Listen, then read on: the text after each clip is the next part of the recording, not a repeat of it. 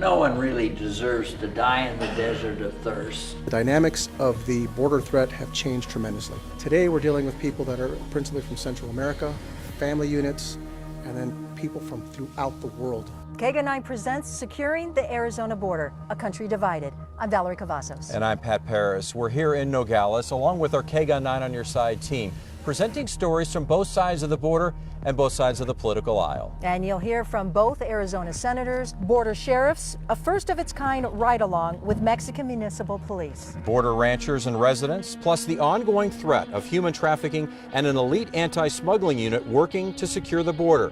And of course, on the front lines, U.S. Customs and Border Protection working at the Deacon Port of Entry. The southern border includes a number of ports of entry, including the Mariposa Port of Entry. Veronica Acosta, along with photographer Judy Walsh, spent the day there. Yeah, and CBP officers, they have a complex mission. Not only are they screening, but they're overlooking these cargo trucks. Along with that, they're on the front lines of the border, stopping drugs from getting in. On the day we were actually here, they stopped a drug load. On a daily basis, the Mariposa Port of Entry is bustling, not only with people, but also with vehicles, all subject to an inspection from Customs and Border Protection officers. Well, a very high percentage of people crossing the border are coming for legitimate purposes. They're coming here to spend money, to pay taxes that support local businesses. But some are trying to get into the country for other reasons that involve drugs. We're responsible to find those bad people. That's where Customs and Border Protection officers come into play. Those officers tasked with being extremely vigilant and aware. Our officers really have like a sixth sense. You know, they really look for small little details, something wrong with the vehicle, the crossing pattern. CBP officers notice every vehicle. They closely monitor drivers, keeping their eyes peeled for anything that could be off. He's checking for admissibility. He's checking for any kind of smuggling of contraband and to ensure that they are who they are. Now, if a CBP officer feels there's something off about the driver of a vehicle or even the vehicle itself, well, that's when that person gets sent to second inspection. This machine, called the Z Portal, the first stop for those vehicles sent to secondary inspection. Vehicles are scanned going through, any unusual items inside quickly identified by officers. Then the canines move in, doing their job to make sure there are no drugs stashed inside the car. If a canine or Z Portal machine locate what seem to be drugs, that's when officers come back in. Their job now to take a closer look at what may be hidden inside. We want to ensure that we verify and confirm that there is some type of illegal substance or contraband in a vehicle before we start to totally dismantle it. For Officer Nunez, finding drugs stashed inside car tires, dashboards, or side panels, nothing new. Every type of narcotics imaginable: heroin, cocaine, methamphetamine, fentanyl, illicit pharmaceuticals. If they find any drugs during an inspection, they quickly go into this box, which allows officers to get a better idea of what the drug might be without actually exposing him or herself to it. This entire process happened while KGUN 9 cameras were rolling. Officers flagged a vehicle carrying multiple packages, later determined to be drugs. However, we cannot show you this video because the case is still being prosecuted by the U.S. Attorney's Office. As for the driver of that vehicle and drivers in similar situations, it's game over. I mean, literally, for lack of a better term, we own that car now. busting the drugs in vehicles, a part of the job for CBP officers, the job they do day in and day out. Veronica Acosta, KGUN 9, on your side. Arizona senators were split when it came to President Donald Trump's emergency declaration on the border, but both do agree on many other aspects of border security. And Val, I know you spoke with both of them. Yeah, we spoke with Kirsten Sinema here at the border, Martha McSally in the studio. Both senators say that the Arizona border is absolutely unsecure. Can you give a definitive yes or no? Are we safe? Is the Arizona border safe, or is it a more complicated answer? It's always a more complicated answer. You know, I spent the day with our CBP officers and Border Patrol officers, and they say that the interdiction rate in the Tucson sector is about 85%, and that sounds like a pretty good number. But it does mean that 15% of folks and potentially illicit goods are coming into our ports or in between our ports undetected and not interdicted. which means we have more work to do. I think most Arizonans recognize that. What we're disappointed by is a Washington that's more interested in talking points than actual solutions. And that's what I'm calling on my colleagues to do is, put down the talking points of we just want this or just want that, and actually solve the problem at hand. Is the Arizona border secure? Are we safe? It is not secure. Is it any worse than it was? If you talk to the ranchers and the others who live down on the border, they will tell you the activity has shifted. We still have the cartels that are trafficking drugs, the drug mules that come through in between the ports of entry. But now we have individuals, again, being trafficked by these cartels and these mules, many of them on very long and dangerous journeys. It is a humanitarian crisis as well. And we have every right as a country to secure our border, to make sure we control who comes in and who doesn't come in.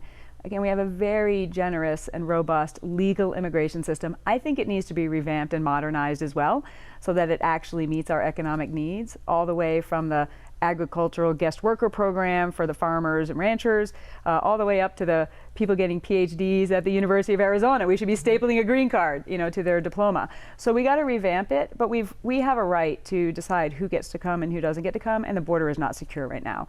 I think those colleagues and the public and Americans outside of the border states, they want to know, is the United States safe? Is the border secure? What can you tell them today? We face threats every day.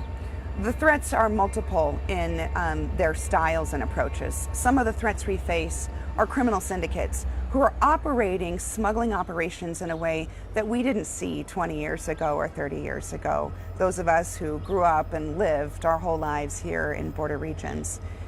It's different today than it used to be. These individuals are smuggling humans and smuggling drugs, and the risk factor is higher, both for our officers who seek to secure our country and for those humans who are being trafficked and used as commodities in this operation. But we also see that there are individuals from countries other than Latin and South America who are coming in uninvited without proper documentation through our ports of entry and smuggling their ways through on trains and through our dangerous open desert areas. And these individuals are coming from the Ukraine, from China, from India, from other countries, and we don't know who they are. Let's just talk about, a lot has happened even since the election, and a lot has changed as a result of that.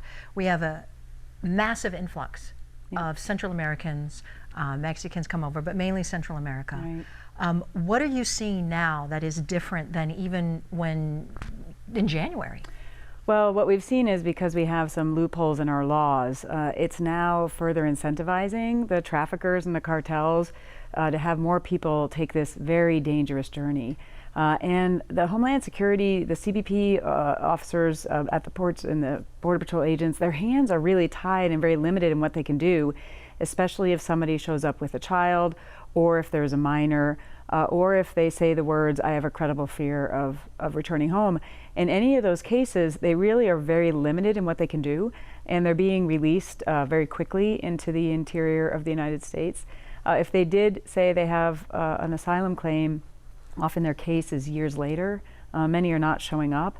And then this is what it's doing, is incentivizing more activity as you see individuals now coming up in greater numbers, because there's very limited things that Border Patrol can do once they actually apprehend someone. And it's not going to stop until we change the law. It's on Congress to change these laws and close the loopholes to stop the pull factors of what's happening right now. When it comes to border security, Immigration and Customs Enforcement plays an important role, especially when it comes to human trafficking. Now we welcome in Special Agent in Charge Scott Brown with U.S. Immigration and Customs Enforcement, Homeland Security. And let's start, Scott, with the ever-present drug problem that's now at our southwest border, and you in particular are probably seeing an increase in fentanyl right now. We are certainly seeing an increase in fentanyl, up about 30% over last year. We're also seeing a very troubling increase in methamphetamine. Methamphetamine has gotten cheaper and more plentiful. We're up about 62% within Arizona, across the Arizona border. And we're seeing marijuana decline significantly. But certainly, fentanyl and methamphetamine certainly have devastating impacts on our communities. And the fact that both are on the rise is a cause of concern. Another concern, we call it human trafficking. You have another terminology. Describe the movement of people illegally into our country by people who are trying to get them here. So we look at two separate crimes. Human smuggling is the movement of people illicitly across the border. Human trafficking is a crime of force, fraud, and coercion, forcing people into oftentimes labor trafficking or sex trafficking situation. And are you seeing a rise in both of these situations? Human trafficking is fairly steady, particularly cross-border human trafficking. And while it's significant, it's in much smaller numbers than what we see in human smuggling. Human smuggling is on the increase, although it has kind of changed the dynamic. We're seeing less Mexican nationals illicitly entering the U.S. And a large rise in Central American nationals illicitly entering the U.S. That was Special Agent in Charge Scott Brown with U.S. Immigration and Customs Enforcement Homeland Security Investigations, known as HSI. Anonymous tips may be reported to ICE toll-free. HSI's tip line is 866-347-2423.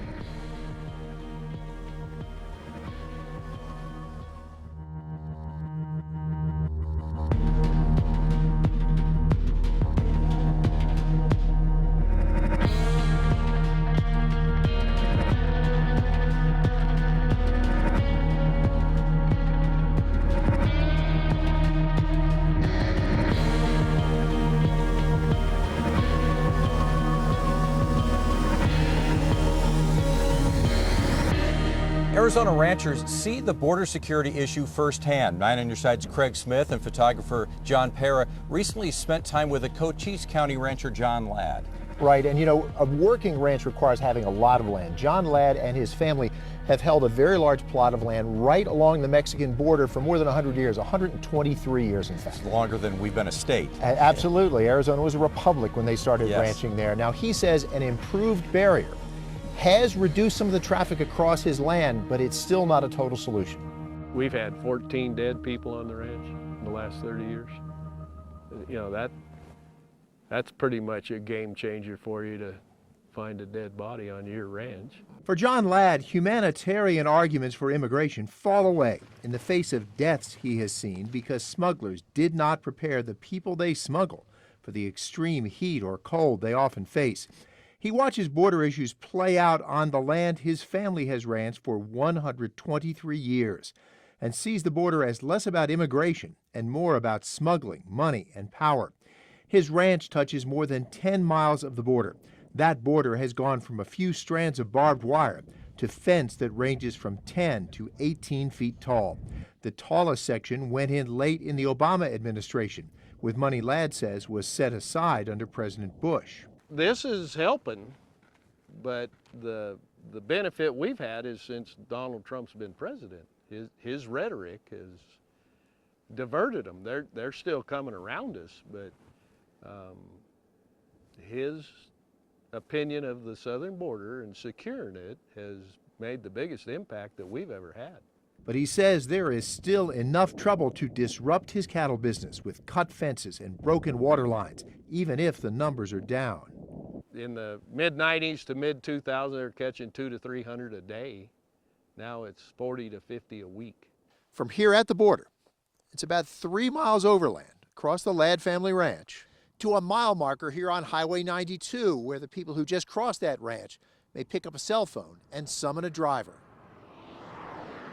While Ladd does believe in the barriers, he says even the tallest can be defeated with determination and time. He says he's seen old men and pregnant women make it over this 10-foot section. But he thinks now a lot of the people are scouts, equipped to blend into the scenery and let drug smugglers know when they can move a load undetected. These patches show where smugglers used a power saw to saw their way into the United States. They still needed some time to do this undetected. Yeah, and it's about 10 minutes. Time is why Ladd says fences and radar and cameras need enough Border Patrol stationed nearby to arrive in time before people can get past the barriers and disappear. He'd like to see agents not shoulder to shoulder, but maybe a mile apart, able to see each other for a fast response to what happens in between. I've talked to different people that don't agree with me, but I said, how many people you found dead in your backyard? And nobody. That's a whole different deal. We put up with this every day, and we shouldn't have to. And just because we're ranchers by our livelihood, and everybody says move. Well, I'm not moving. This is my legacy. Craig Smith, KGUN 9, on your side. Brian Brennan joins us now, and you talked to a rancher who has been dealing with immigration since the 1980s, and he says that groups that are going through his property are more dangerous, but he still provides them with water. That's right. He basically says he's in a truce with the cartel that moves through his ranch on a regular basis. They try to stay out of each other's way, but they have had several close calls. Birds chirping, sun shining, and thousands of acres of land for ranching. Jim and Sue Chilton thought they had found a peaceful life in Arivaca, Arizona. We had no idea when we bought this ranch that there would be an immigration and drug packing issue. The Chilton Ranch curves around other properties before meeting up with a 5-mile stretch of wire cattle fence along the border. Jim says his surveillance cameras show a steady flow of drugs entering the country. I've had as many as 17 drug packers in my front yard, and I took my gun and I slithered out and yelled, "Awa, awa," water, and went over to the hose and turned it on. Everybody filled up their water bottles and took a drink, and then I yelled, "Adios," and they marched on. Things weren't always so tense. After about 2008, the Sinaloa cartel took over. Sue says thousands of people used to come through the ranch every year looking for a better life. But since the cartel took over the area, it's a much smaller group, decked out in camouflage and carrying heavy packs of drugs. In the last 5.5 years of hidden cameras, we have no women with children. We have about 5% are women, but they are tough gals and they look like they're packing too. The Chiltons say the drug packers leave behind lots of signs they were there, piles of trash their cows can choke on, and an interesting collection of footwear. Jim and Sue say they don't go looking for these. They have dozens of what they call carpet slippers. The people coming across the border put these over their shoes. They leave almost no footprint, or if they do leave a footprint, Border Patrol can't distinguish one from the other or tell how many people are in the group. Despite a strained relationship with the people passing through his ranch, Jim put out 22 wells with water fountains. He doesn't want to find any more people dead or dying. You should have seen her son and her husband crying and bawling. I mean, people don't need to die. Chilton supports a wall or border fence and increased security to keep people from dying in the desert. In the meantime, the Chiltons will continue to live an uneasy balance between the life they dreamed of and the nightmare they're dealing with. We hope the cartel believes it's bad business to kill Americans. And if I get bumped off, we have a family cemetery. So I'll either be on top of the ground or below the ground. Brian Brennan, KGUN 9 on your side.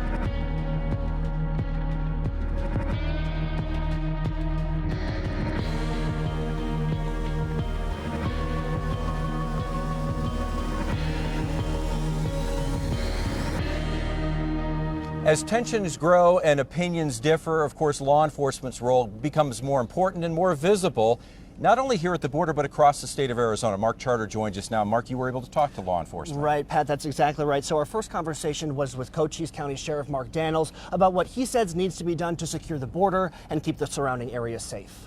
Chances are it's been a topic of discussion in your home at some point, securing the southern border. Right now, we need to establish order on the border, because right now, we do not have order on the border. Sheriff Mark Daniels has been in the police force for the last 35 years. America's now a border country, because we're all involved in this. And he says one of the biggest changes he's seen is an increase in violence. These are the ones that they'll fight you, they'll run from you, they'll resist you. So again, that's a threat to law enforcement, both at the federal level, community, and the locals. The reason? Daniels says a lot of the people coming into the U.S. illegally owe some kind of debt to the Mexican cartel. They're paying $6,000 in my county to come across this border. You get 3 attempts. If you don't make it in 3 attempts, they still take money from you. And you're probably saying, where's that? They don't have $6,000. Well, you're exactly correct on that. You become servant to the cartels, whether it be some kind of sexual abuse, some kind of labor, or some kind of gang. Or the wrong message is being sent down from sanctuary cities. Come on up to our communities. You get here, we'll take care of you. That puts my deputies, that puts the officers, that puts the federal agents, that just rises the probability of violence. So we wanted to know what needs to be done to take care of the issue. We got to stand united. You don't see the bickering at the local level, you don't see the bickering at the state level, and you don't see the bickering with the front line from Border Patrol. You see the bickering in Congress, and you see the bickering with our president. Folks, we got to get the will back on the table and secure this border. And Daniel says a lot of it boils down to resources. You got the health issues, you got the victim issues, those claiming they've been assaulted, all the different criminal acts that they're reporting to local law enforcement. It's a ripple effect all the way through, from local, state, and federal. They're exhausted. The resources are exhausted. And he says when it comes to border security, we need to take the politics out of it. But I'm tired of watching the bickering by Congress and our national leaders while we're down here on the front line trying to make it better, and watching people. I've had them die in my hands. True statement, die in my hands, trying to get across that border. And I'm telling you, enough's enough. They need to do what they've been elected to do and secure this border.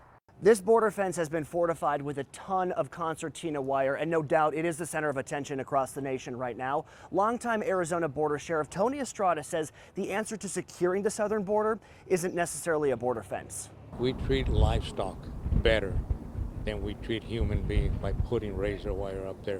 You know, that is the worst thing that you can possibly do, the worst kind of message that you can possibly send.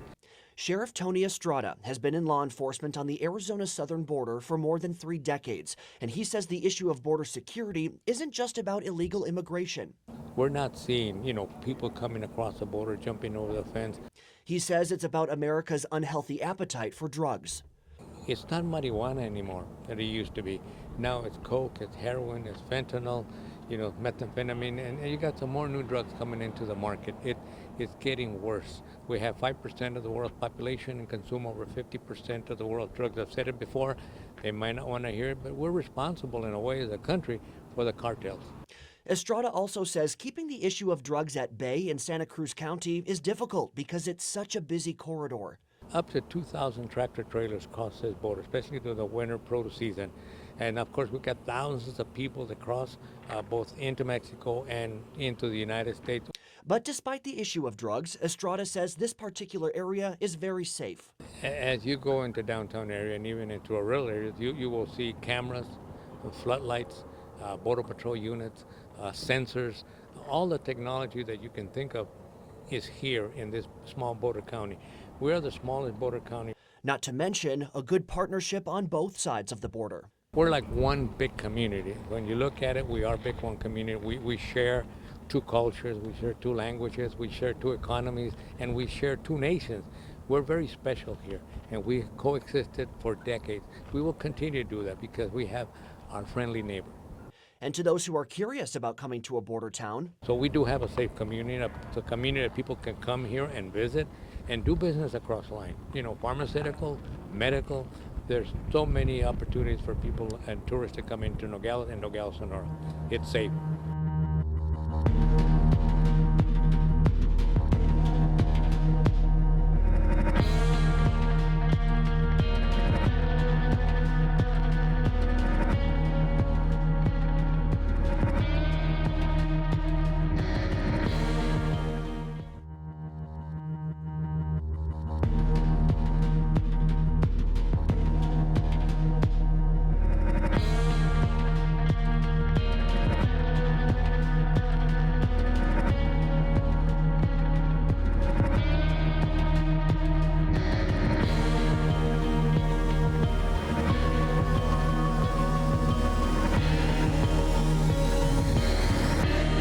KGUN 9 presents Securing the Arizona Border, a Country Divided. I'm Valerie Cavazos. And I'm Pat Paris. We're here in Nogales, along with our KGUN 9 on Your Side team, presenting stories from both sides of the border and political aisle.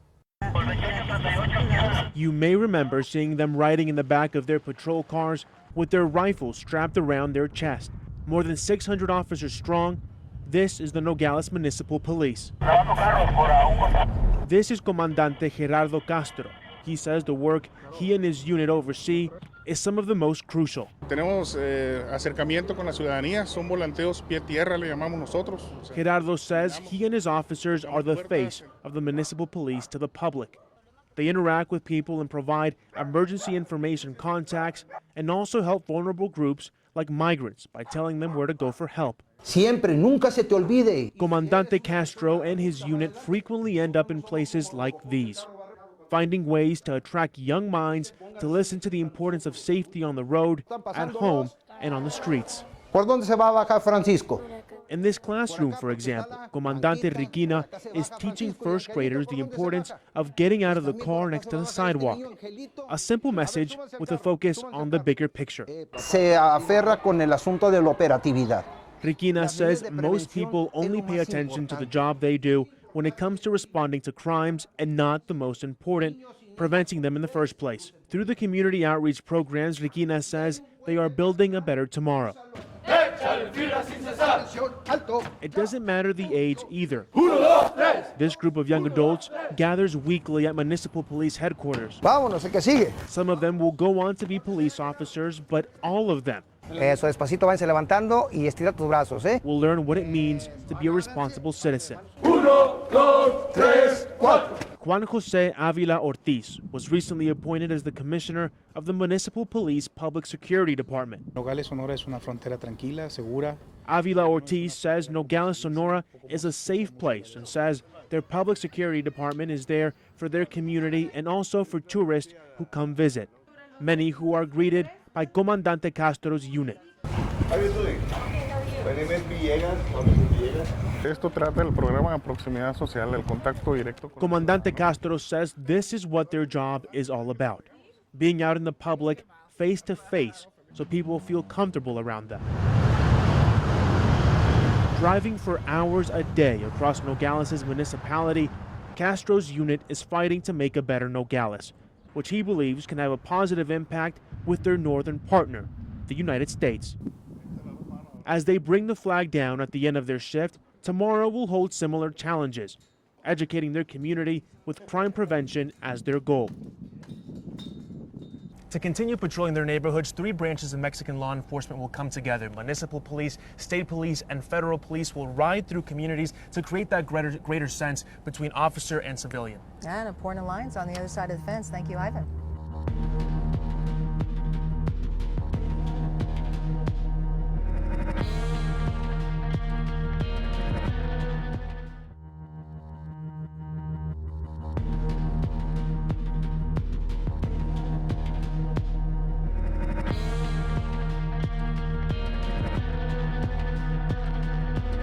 They're an elite anti-smuggling task force, and they operate in a vast area just north of here. When contraband makes its way across the border, it heads up to Pinal County. And that's where that task force comes in. Natalie Terrajoli and her photographer, Alfonso Sagun, were able to see them in action. Yeah, Pat, the team is in charge of stopping human and drug smuggling in an area miles wide. The video you're about to see is just a small part of the entire operation. Bodies coming to the vehicle from the center median. It's a small town, rural area here, and a lot of stuff shuts down. Deputies with the Pinal County Sheriff's Office use the darkness of the desert to their advantage. So you got 3 in this vehicle, 1 USC. This is the Vehicle Valley, We had 3 that bailed in this farm field right here. a hot spot for human and drug smuggling. We may just get a lot of just illegals themselves trying to get across, or sometimes they may be carrying marijuana packs or hard narcotics. Basically, any smuggling activity is what we're looking for. Border Patrol and Homeland Security are working alongside the Sheriff's Office for this operation. They walk north about 5 to 7 days. It's all desert land until they hit the I-8 corridor. Patrolling this area is critical to stop smuggling. They all admitted that they're here in the United States illegally. They are the last line of defense. And it's prolific. It happens probably every day, somewhere in this corridor. They load out, get into a vehicle on Interstate 8, then they're pretty much almost home free if they get by us. They go straight from here into Phoenix and then disperse throughout the country from there. The task force is scattered all over the desert, on the ground and in the air. All right, guys, we're gonna run blacked out. Take a look at how dark it is out here. Oh, I can see very good. Even all the cows crossing the road. This lieutenant is driving with night vision goggles, so he's able to go undetected in a blacked out, unmarked vehicle. It's not long before one of the units spots a truck parked on the side of the interstate. All 5 are getting in on the passenger side of the vehicle. That's enough to suspect smuggling. The pursuit is on. All right, we are mobile. All right, here we go. With guns drawn, the driver and passengers are ordered to come out of the truck. One by one, the men come out with their hands up. Once this guy's secure, Lieutenant LaPrie's going to clear the vehicle from the left.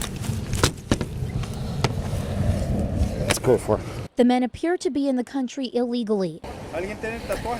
They're searched while the sheriff's office waits for Border Patrol to arrive. Stopping suspected smugglers is a continuous group effort between local and federal agents. Some cases provide intel for the sheriff's office. In the Vico Valley, Natalie Tarangioli, KGUN 9, on your side.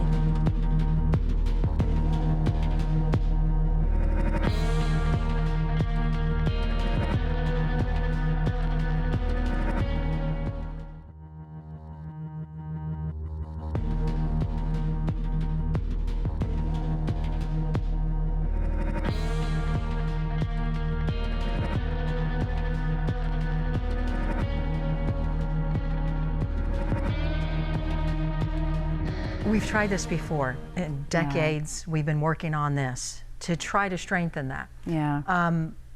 What can be done? I mean, you're in the halls of the Senate now. I am. I had legislation in the House, and I'm continuing to lead on this issue in the Senate because I represent, this community, and this is so impactful to Arizona. We just need to close 3 simple loopholes. One is allowing us, if someone is an unaccompanied minor and they're from a country that's not connected to us, contiguous to us, that we can process them, make sure they're not being trafficked, and return them safely back to their country. Right now, the law doesn't allow us to do that. Secondly, they're not allowed to hold individuals with a minor more than actually 3 days. The CBP, it's 20 days total, but 3 days and 5 days in a crisis, they have to release them. So we could update that so people could go through the process and have their asylum case heard, many of which, more than 90%, are not legitimate asylum cases, and then we could actually return the individuals. That would stop that pull factor if we update the number of days that we can actually hold an individual who comes with a minor.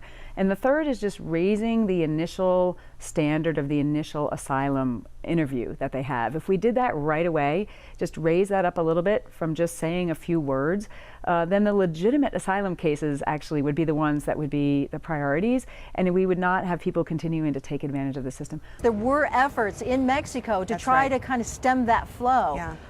What efforts should be made then in Central America?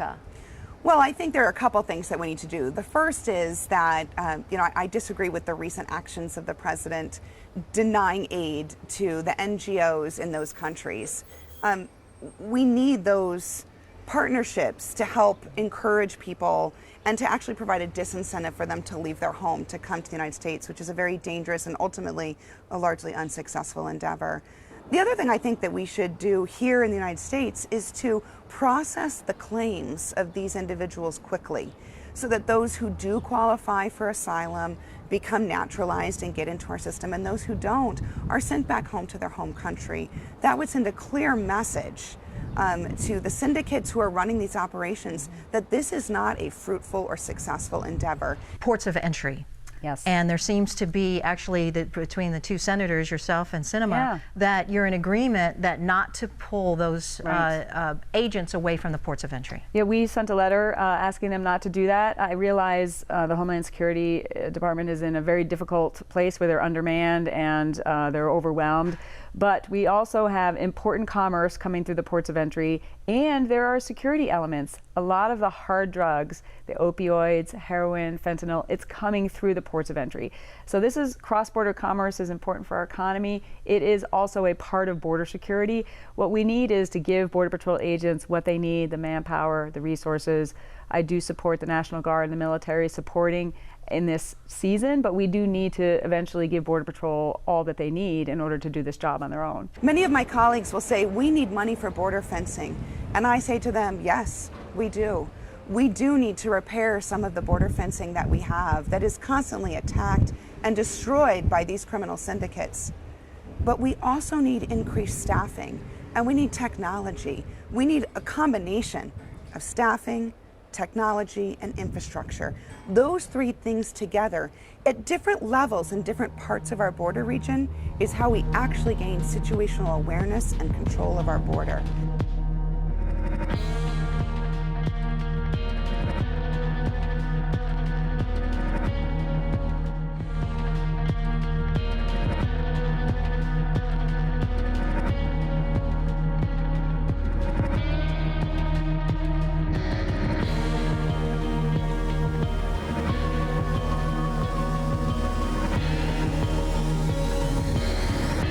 The Tucson sector border chief feels we are at a breaking point when it comes to the southern Arizona border. Roy Villarreal has 30 years border experience, and he brings a new perspective to securing the Arizona border. The demographic has changed from principally Mexican nationals to now Central Americans and then people from throughout the world. They recognize that as a family unit, if you ask for asylum, there is a temporary detention and then a release. If you look at the asylum applications 10 years ago, they were probably in the few thousands, and today we're upwards of maybe 100,000. Where it's overwhelming our system today is that, as I mentioned, we're not prepared for it. Our facilities weren't designed to house families. We weren't prepared for the influx of people that need medical care.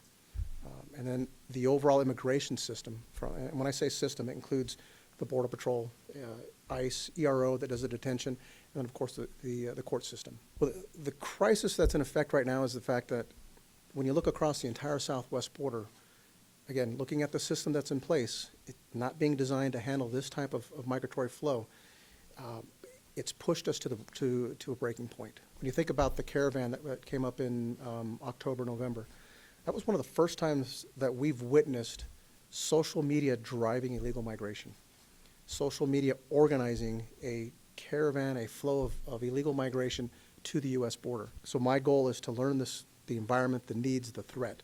Budget to pay for the border wall, of course, is an issue that's gotten a lot of discussion, but those border issues can also affect those animals and the land around the border. Craig Smith and our photographer John Pera recently went to the border to find out about those issues. Right. Environmentalists feel they should have a voice in the border debate, too, because of what people and border construction can do to the natural world. In an out-of-the-way part of the border, a U.S. Navy construction crew is busy building a bridge.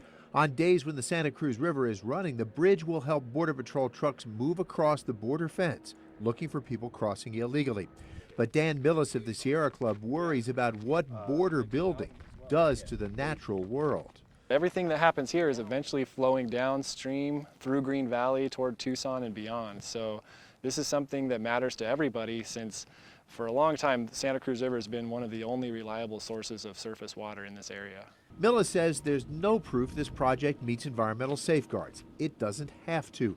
In 2005, Congress passed the REAL ID Act, meant to tighten federal protections on identification, terrorism, and immigration. Section 102 includes language designed to make sure regulations do not delay border barriers or roads for Border Patrol. It says in part, the Secretary of Homeland Security shall have the authority to waive all legal requirements such secretary, in such secretary's sole discretion, determines necessary to ensure expeditious construction of the barriers and roads under this section. In a written response, Customs and Border Protection cites a 1996 law for its authority to waive environmental rules to streamline border construction. It says this work will install box culverts to allow water flow and a dirt road Border Patrol agents will be able to drive over. CBP says the low vehicle barrier at this spot will be reinstalled after construction. The agency says construction crews have been training in what CBP calls environmental stewardship and will have biological monitors on site. Dan Millis of Sierra Club says border walls keep endangered animals like the jaguar from having the freedom to roam they'd need to survive, and they restrict less exotic animals like deer and bears. Is there a way to reduce illegal crossing and still take care of some of your concerns here? Absolutely, and that's why we need to address the root causes and look at why are people crossing the border? Why aren't people coming through the ports of entry? Well, the fact is people are coming through the ports of entry for the most part, and there's very little traffic through here. There are places where border crossers leave trash as they pass through ranches or parks and other public lands. But Dan Millis says that's an environmental impact volunteers can clean up, while construction leaves a more enduring mark. Craig Smith, KGUN 9 on your side.